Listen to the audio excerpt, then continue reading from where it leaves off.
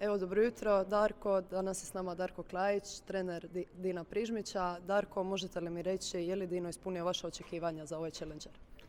Dobro jutro, pa definitivno je ispunio s obzirom da je 2 meča dobio i da je opet igrao s igračima koji su dosta dobro rangirani na svjetskoj rang ljestvici, ali on u sebi misli da je mogao još bolje, da je mogao bolje otpor pružiti jučer, ali jednostavno loše je krenuo u meč i protivnik je to iskoristio i kasnije više se nije mogao vratiti.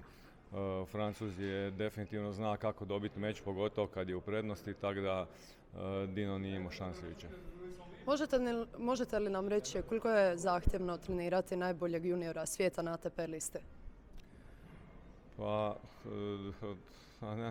ne znam ni sam kako da, definitivno je zahtjevno, ali kak naša suradnja već traje 3 godine, tako neko nam je to poslala neka svakodnevnica, ali definitivno svakim danom nalazimo neke nove izazove i stalno se moramo prilagođavati, stalno moramo trenirati bolje, kvalitetnije, jer igramo i sa kvalitetnim, boljim protivnicima. Recite mi, prije Dina, s kojim teniskim igračima ste sve surađivali? Pa prije Dina sam 6 godina trenirao sa Devald Warnom, koji je došao kod mene kao dečkić od 6 godina. Evo, do 12. 13. godine sam s njim trenirao. Za to vrijeme je osvojio Orange Bowl do 12 godina, to je bilo kao neki njegov najbolji uspjeh.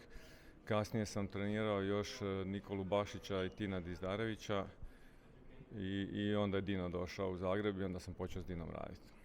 Možete li nam reći kako vam se sviđa ovdje Falkensteiner, Punta Scala Resort i cijela organizacija turnira Zadar Open? Pa evo, ovim putem bih pohvalio i organizaciju turnira. Evo, do sada baš nas Dinom jučer komentirao kako mislim da nismo nikad bili u nekom boljem smještaju i u bolje organiziranom turniru s obzirom i na hotel i na blizinu terena i na organizaciju cijelog turnira. Tako da stvarno sve pohvale organizatorima. Hvala vam, drago nam je da vam se sviđa. Evo, za vas smo pripremili jedan mali poklon od našeg sponzora Brita. Ovo vam je filtrirajuća boca s kojom možete vodu direktno iz slavine natočiti u bocu i voda će se filtrirati i možete ju piti. Evo, ovo je za vas, izvolite. Eto, vidimo se.